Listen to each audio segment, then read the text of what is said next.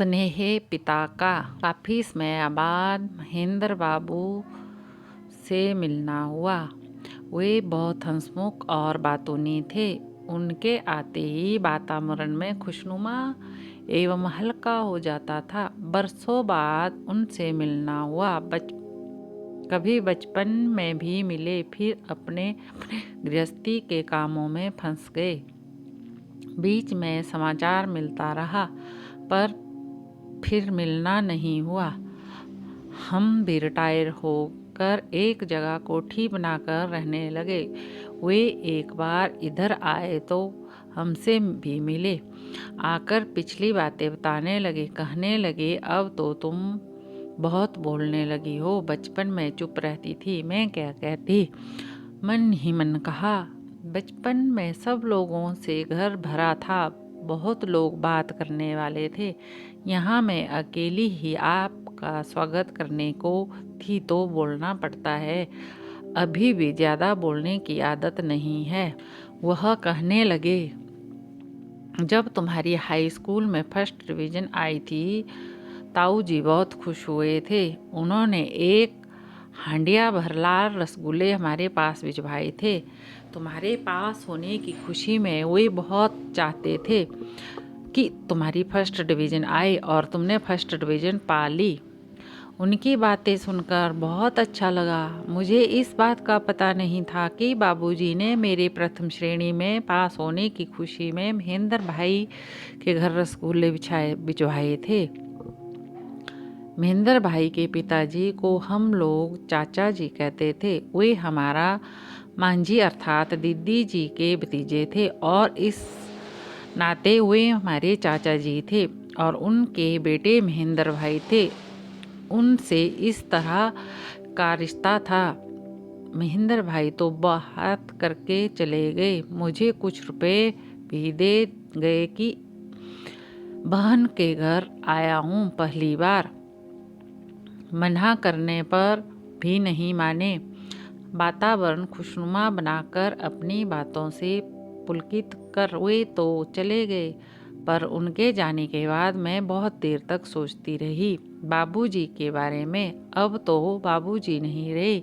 मेरे high school पास करने के कुछ दिनों बाद ही वे नहीं रहे थे। जब मैं हाई स्कूल में थी तभी से वे बीमार थे। हार्ट अटैक आया था। कमज़ोर हो गए थे। उस हार्ट अटैक का इतना अच्छा इलाज भी नहीं था। मूली का जूस, गाजर का जूस, कुछ दवाएं और क्या क्या तो उनको दिया जाता था, पर कुछ लाभ होता नहीं दिखता था। वे पलंग पर लेटे रहते थे। हमारी माँ हमको बाबूजी के पास बैठने को भेजती थी। हम भाई बहनों में से कभी कोई जाकर नहीं बैठता था, कभी मैं जाकर बैठती। जब मैं जाती तो हाथ में कोई किताब या पत्रिका रहती और उसे बैठकर पढ़ती। बाबूजी कुछ नहीं पूछते थे। फिर मेरी 10वीं की बोर्ड की परीक्षाएं शुरू हो गई। एक दिन मैं बाबूजी के पलंग के पास नीचे बिछे कालीन पर उल्टे लेटकर कोई पत्रिका पढ़ रही थी। बाबूजी ने पूछा, तुम्हारी परीक्षा शुरू हो गई है? मैंने कहा हाँ। वे बोले, अब कब पेपर है? मैंने कहा हाँ, सोमवार को पेपर है। तो वो बोले, सोमवार को पेपर है और तुम क्या पढ़ रही हो? मैंने कहा, धर्म युग है, नया आया है। बाबूजी बोले, इम्तिहान की तैयारी क्यों नहीं कर रही हो? हम सब से कहते हैं कि तुम होशियार हो, अच्छी डिवीज़न नहीं लाओगी तो कैसा लगेगा? अपने पेपर की तैयारी करो। धर्म युग तो बाद में भी पढ़ लोगी। मैं क्या क्या कहती। बात सच थी। मैं इम्तिहान कभी भी गंभीरता से नहीं लेती थी। मेरा उपन्यास पढ़ना या पत्रिकाएं पढ़ना कभी नहीं छूटता। मैंने कहा, सोमवार को ड्राइंग का पेपर है, उसमें मैं क्या पढ़ूं, क्या करूं? मेरी समझ में कुछ नहीं आता है। उसमें पढ़ने को क्या है? बाबूजी ने कहा, ड्राइंग की प्रैक्टिस करो। मैंने कहा, मुझे नहीं पता क्या करना है। बाबूजी ने लेटे लेटे ही कहा, मैं सनातन धर्म कॉलेज के आर्ट के मास्टर पन्ना लाल जी को बुलवा देता हूँ। वे तुमको ड्राइंग के बारे में समझा देंगे। मैं गर्ल्स स्कूल में पढ़ती थी, वहाँ लेडी आर्ट टीचर थी। पन्ना लाल जी क्या बताएंगे ड्राइंग में, मैंने सोचा। फिर भी मैं चुप रही। सोचा बाबूजी क्या कह रहे हैं, तो देखते ही पन्ना लाल जी क्या बताएंगे। इससे पहले ही मैंने ना उनका नाम सुना था ना देखा था। बाबूजी ने पन्नालाल जी को बुलवा दिया। तभी वह दिन शनिवार था, दूसरे दिन रविवार था और सोमवार को ड्राइंग का पेपर ही था। पन्नालाल जी आए। वृद्धावस्था में छूती उम्र थी, लंबी दाढ़ी, अधपकी सी, काले केशों के साथ सफेद केश भी थे। सिर के बाल उड़े उड़े से चांद दिख रही थी। धोती कुर्ता पहने हुए उन्होंने आकर मेरी ड्राइंग की कॉपी ली। रंग लिए, ब्रश लिए, पेंसिल ली। कॉपी पर पेंसिल से षटकोण में से एक गुलाब का फूल बनाया। उसमें बहुत सुंदर गुलाबी रंग भरे, बहुत अच्छा शेड किया। मुझे शेड करना बताया, उसकी टहनी बनाई, पत्ती। मैंने कहा इस गुलाब के फूल से मैं क्या बनाऊंगी। ड्राइंग के पेपर में तो त्रिकोण में या गोल घेरे में या चतुर्भुज में कोई डिजाइन बनाने को आया जाएगा। पन्नालाल जी ने समझाया, इसी फूल को तुम सब तरह से इस्तेमाल कर सकती हो। उन्होंने उसे त्रिकोण में, चकोर में, गोल घेरे में फिट करके दिखाया, फिर लंबे से बॉर्डर में फिट किया। उन्होंने कहा जो भी आकृति या शेप देनी है इसी फूल से दे देना।